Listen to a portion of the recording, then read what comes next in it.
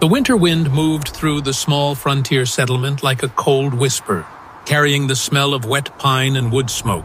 The square was nothing more than a patch of packed dirt ringed by rough cabins and a leaning gallows, pole that cast its shadow across the frost. The people had gathered not for trade, not for prayer, but for punishment.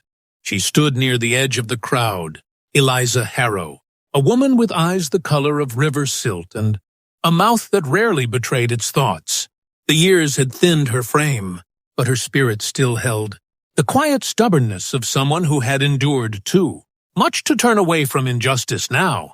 In the center of the square, a young native girl was forced to her knees. Her hair was long and black as wet ink, her wrists bound, her cheeks swollen from a soldier's strike. The charge against her was petty, a loaf of bread gone missing from the commissary. Yet the punishment was cruel. 10 lashes, public. The sheriff, a man whose face had been carved by wind and whiskey, uncoiled the whip as if it were an extension of his own arm. The crowd murmured, not with pity, but with the quiet hunger of people eager to see pain, delivered to someone other than themselves. The girl's eyes met Eliza's across the space, wide, terrified, but holding something else beneath the fear, a silent plea. Eliza's jaw tightened. She remembered another winter, another square, when she had been younger and powerless, watching her own brother take lashes for a crime he had not committed. She had done nothing then. The shame had never left her. The sheriff lifted the whip. The air seemed to tighten, and before the first strike could fall, Eliza stepped forward. Her boots cracked the frost as she walked into the circle of dirt. Gasps rose from the onlookers. "She's a child," Eliza said, her voice low but clear. "If punishment must be given, let it fall on me." The sheriff laughed, a dry, humorless sound. "You're not the one who stole, Harrow." "Does it matter?" she said, meeting his eyes without flinching. "I'll take her place." The murmurs turned into a stunned hush. The girl's gaze clung to her as if tethered. The sheriff shrugged. "Makes no difference to me." The whip cracked in the cold air. Once, twice. Each strike burned, fire into Eliza's back, but she refused to cry out. By the 6th lash, her vision blurred. By the 9th, her knees trembled. By the 10th, she was on the ground, the taste of iron on her tongue. When they released her, she did not look at the crowd. She only looked at the girl, and saw in her eyes something deeper than gratitude, something that would ripple far beyond the square, beyond the winter, beyond the year. Eliza limped away as the sky darkened, not knowing that by dawn, 5 men would ride into town and change everything. As night fell, Eliza's small cabin was engulfed by a cold breeze that carried the smell of snow. She didn't sleep as she lay on her bed of straw and wool, experiencing pain from the breaks in her back and the crimson stains on her dress. The people in the settlement had watched her suffer without assistance, as if carved from stone. She had selected the lashes willingly, yet she could not escape the loneliness that came with it. However, there was one pair of eyes that remained steady. The girl's, wide and unblinking with something other than fear. Her vision widened as she heard a steady rhythmic sound coming from the snowy road. There were multiple horses galloping along it, unlike any wagons or tired soldiers. It was different. She stepped outdoors, wrapped a shawl around her shoulders, and headed down the snow-covered road. On the way, she saw 5 riders emerging from the mist, appearing tall and confident. They didn't seek danger, but instead knew where they were headed and why. One of them, riding a pale dune horse, slowed a bit when he reached her cabin. His eyes had the amber glow of dawn, and his voice carried the weight of the plains. "You are Eliza Harrow," he said, not demanding but stating. Although hesitant, she nodded. "You chose the lashes meant for our sister." The word resonated between them like a solid stone. The other riders dismounted and began to stride with purpose. One, carrying a rifle wrapped in leather, wore a delicate bone necklace glinting in the muted light of the morning. While the others remained silent, their presence was significant, symbolizing a quiet strength that weighed heavily on the air. The amber-eyed man first spoke. "We didn't come here to cause harm, We came to kneel. And then, before the settlement could awaken, 5 brave men stepped down before her, their knees bowed in reverence. In that moment, the gust of cold wind embraced her. It was more than just an act of humility, but a tradition rooted in custom, honor, and the need to survive in a harsh land. As the dawn's golden hues filled the sky, Eliza stood still and wrapped her shawl around her neck. It felt like a moment of tremendous importance. History was wrapping her hands around her, a story that would spread far beyond her name.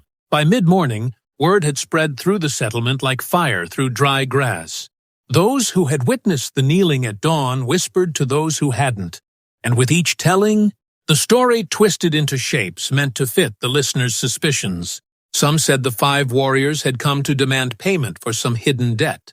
Others claimed they had come to mark Eliza as a traitor.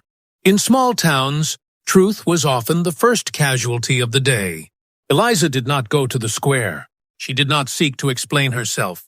She sat by her fire, mending a tear in her shawl, the thread trembling slightly in her hand from the deep ache in her back. Yet the image of the men kneeling before her would not leave her, nor the weight in their eyes, as if they had entrusted her with something far greater than gratitude. It was near noon when the door opened without a knock. The cold rushed in, carrying with it the smell of horse and leather.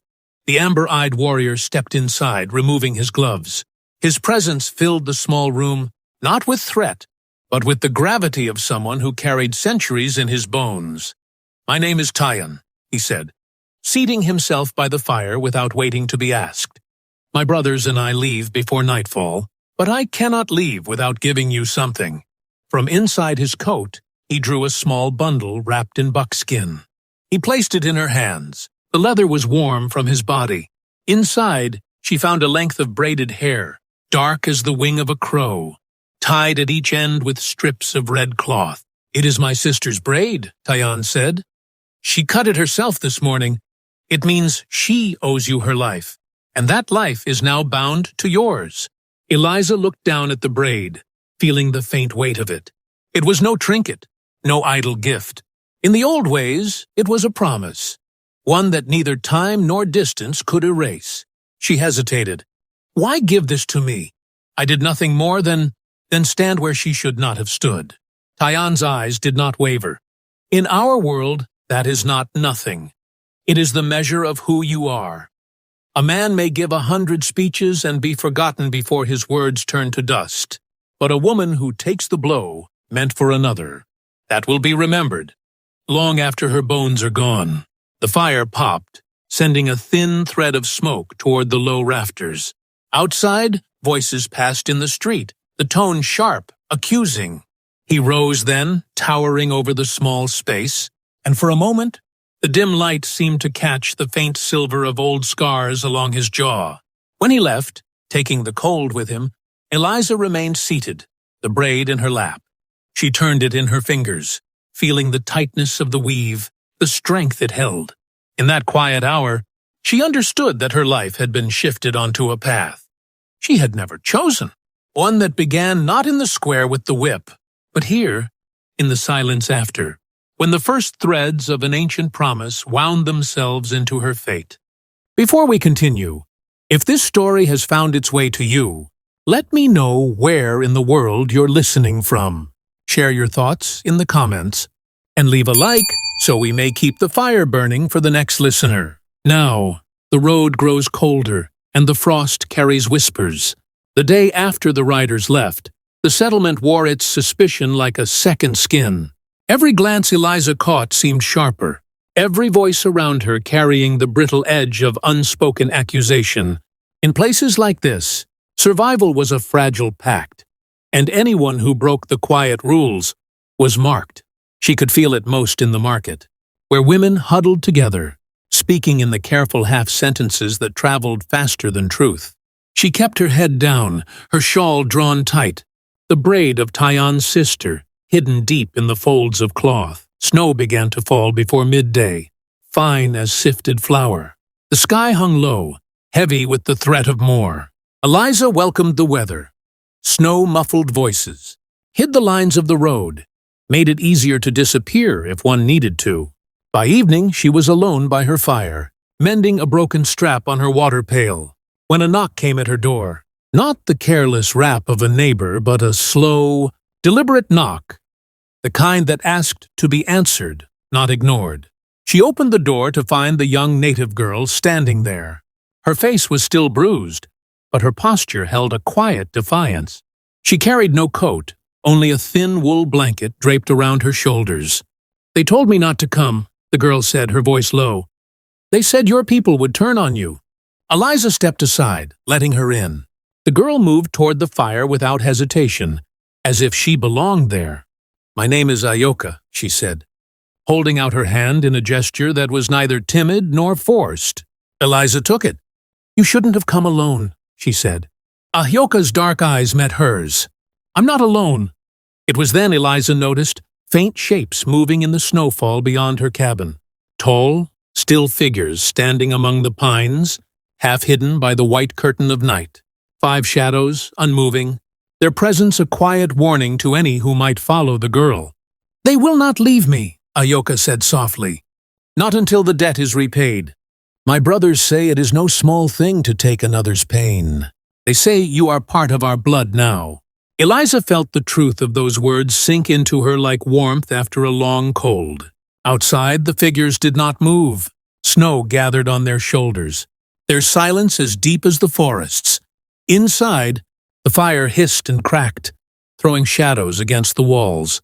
For the first time in years, Eliza felt she was not entirely alone. But she also knew, with a certainty as cold as the night, that what had begun with 10 lashes was far from over. The frost was only the first layer. Beneath it lay older ground, where grudges, honor, and fate took root and waited for the season to rise. Snow fell through the night, slow and steady, laying its white hand over the settlement until every roof and fence looked softened, buried, almost forgotten. By morning, the road to the forest had all but vanished, and the chimneys breathed smoke into a sky so pale it seemed the world had been washed clean. But Eliza knew better. Snow did not erase trouble. It only muffled its footsteps. When she stepped outside to fetch water from the well, she saw them 5 sets of tracks, deep and sure, leading from the tree line to her door and back again. They had not faded in the night snowfall. Whoever had left them had lingered, keeping watch until the dark hours surrendered to dawn. She did not need to ask. Whose boots had made those prints? The brothers were still there, somewhere among the pines, unseen but present. And with their watchfulness came an unspoken truth. The town was no longer only hers. To navigate, by midday, she felt their absence from the edges of the settlement. A silence lay over the place, but it was the brittle, waiting kind like a rope pulled tight before it snaps. She sensed eyes on her, though no one drew near. Ahyoka came to her again, walking through the snow as if the cold could not touch her. The girl's blanket was gone. Instead, she wore a deerskin cloak stitched with bright beadwork that caught what little light the sun offered. She carried no smile, only the shadow of worry across her face. "My brothers have gone to speak with men in the hills," Ahyoka said, her voice low. "They will be back before the next moon. But they wanted you to know this. The sheriff has been talking." Eliza kept her hands busy, brushing snow from the stacked wood by her door. Talking to who? To men who ride with no loyalty to law or to tribe. Men who trade in fear, and in blood if the price is right. Eliza's jaw tightened. And what would they want with me? Ahyoka stepped closer, her eyes deep and unflinching. "The sheriff says you have sided with us, that you have taken our cause as your own. And for some men, that is reason enough." The wind moved through the trees then, carrying with it a sound like a distant murmur. Pine boughs rubbing together, or perhaps something older, older than the settlement, older than the road that cut through it. "They will test you," Ahyoka said. "They will try to make you step back into your own kind's shadow. If you do, they will leave you be. But if you do not," the rest of the thought hung between them, unspoken from where she stood. Eliza could just see the tree line beyond the last cabin. She turned back to Ahyoka. Tell your brothers I'm no one's to test." That night, when Eliza lay down, she thought she heard something far off in the forest. A drumbeat, slow and steady, like a heart beneath layers of ice. Whether it was the wind or something older, she could not say. But it followed her into her dreams, and there it did not fade. The snow began to harden underfoot in the days that followed, its surface slick in the early mornings, crunching like glass beneath boots by midday. The forest stood quiet, as though holding its breath, and the settlement too seemed to wait. Though for what, Eliza could not yet name. On the fourth day, a stranger rode into town. He came just after dawn, a tall man on a dark bay horse, his coat worn from weather, but his posture straight as a spear. His face was hidden beneath a wide-brimmed hat, but around his neck hung a red scarf that caught the morning light like a fresh, wound against the pale day. The townsfolk watched him dismount outside the sheriff's office, their chatter dimming to a hush. No one knew his name, but in places like this, names mattered less than the way a man carried himself, and this one carried the air of someone accustomed to being feared. From her place at the market stall, Eliza kept her eyes down, though she could feel his gaze sweeping over the crowd. It was not the glance of a curious traveler. It was the cold appraisal of someone measuring the weight of those around him. By midday, the red-scarfed man was everywhere. He stood in the square, speaking low with the sheriff, their faces close, their words too soft to catch. He lingered near the blacksmiths, his hands clasped loosely behind his back, watching the street as though committing every movement to memory. Eliza had almost reached her cabin when she heard his voice for the first time. "You're the one." She turned. He stood a few paces behind her, the red scarf stirring in the wind. His eyes were a gray, so pale they seemed almost colorless. "You're the woman who took the lashes," he said. There was no admiration in his tone, only the faintest curl of a smile that did not touch his eyes. "Tell me, was it worth it?" Eliza's hand tightened around the basket she carried. "I don't reckon that's for you to decide." "No," he said softly, "but it's for me to understand. You've got yourself tied to a family the law here won't protect. And when they come for you, and they will, it won't be 10 lashes you take. It'll be the kind of hurt you don't walk away from." Something in his words was not a threat, but a forecast, spoken as though he had already seen the weather to come. She stepped toward her door. "If that's meant to frighten me, you'll have to work harder." The faint smile returned. "Oh, I'm not here to frighten you, Miss Harrow. I'm here to see which way the wind blows before I decide where to stand." He tipped his hat, then turned and walked away, his boots leaving clean marks in the snow, marks that led not toward the road out of town, but toward the tree line. That night, long after the lamps were doused, Eliza looked from her window and thought. She saw movement among the pines, not the tall, still shadows of the brothers, but one figure alone, a red scarf catching the moonlight before vanishing into the dark. The red-scarfed man did not vanish after that night. He moved through the town like a shadow that people pretended not to see, yet every door closed a little quicker when he passed. His presence unsettled even the sheriff, though neither admitted as much. On the second morning after their meeting, Eliza awoke to find a circle drawn in the snow outside her door. It was not large, no more than a man's reach in diameter, but inside it lay a single black feather, pointed toward the forest. The meaning was not lost on her. In the old ways, a black feather could be a warning or a claim. By noon, Ahyoka appeared, her cloak heavy with snow. She looked at the circle, then at Eliza. "This is not from us," she said. "My brothers leave different signs." "Then whose?" Eliza asked. Ahyoka's gaze shifted toward the street, where the red-scarfed man stood leaning against a post, idly watching the far road. "His, but I do not yet know what he is saying." The day passed in a strange quiet. Even the children's voices seemed absent from the streets, and as the light faded, Eliza felt the edges of the settlement closing in around her, not from the forest, but from the people she had lived beside for years. That night she did not light her lamp. Instead, she sat in the dark by the window, the braid in her lap, listening for the sound of hooves or footsteps in the snow. When the wind rose, she could almost hear whispers in it, as though the pines themselves were speaking. It was on the 7th day after their departure that the brothers returned. They came at dusk, riding in from the hills with a stillness that seemed unnatural for men who had traveled far. No snow clung to their coats, though the forest was thick with it, and their faces were set in the kind of expression one wears when bringing hard news. Tyann dismounted at Eliza's door.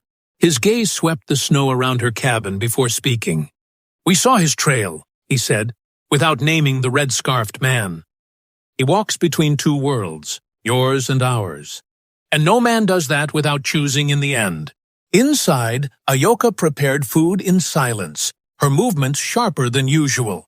When they all sat, Tyann leaned forward. "He is not the danger. He is the messenger of it." Eliza's hand paused over her bowl.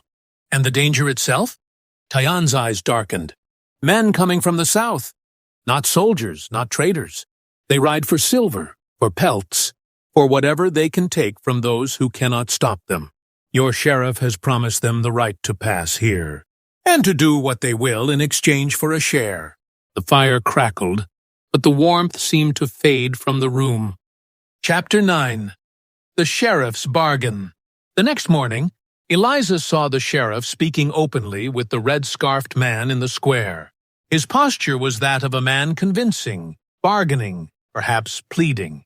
The stranger's face gave nothing away. Later that day, the sheriff came to her door.